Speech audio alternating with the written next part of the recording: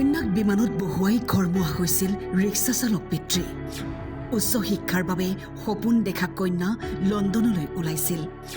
কিন্তু কি দুৰ্ভাগ্যজনক, পৰিয়ালটোৰ সকলো সপোন ছাৰখাৰ কৰি পেলালে বিমান দুৰ্ঘটনাই। যিখন বিমানত কন্যা উঠিছিল সেই বিমানখন ধ্বংস হৈ গ'ল। এইগৰাকী পায়েল খাটিক 242 গৰাকী বিমান যাত্ৰীৰ মাজৰ আছিল এগৰাকী। 9 ঘণ্টাৰ যাত্ৰা আছিল লণ্ডনলৈ। সপোন আছিল ডাঙৰ মানুহ হ'ব, পিতৃ মাতৃৰ সপোন পূৰণ কৰিব।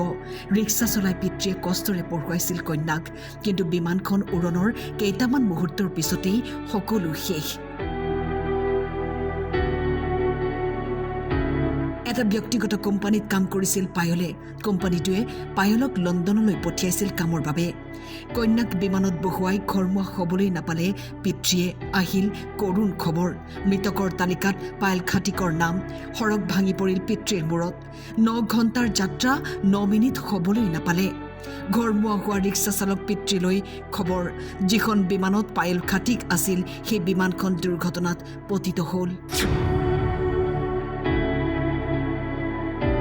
News desk, time 8।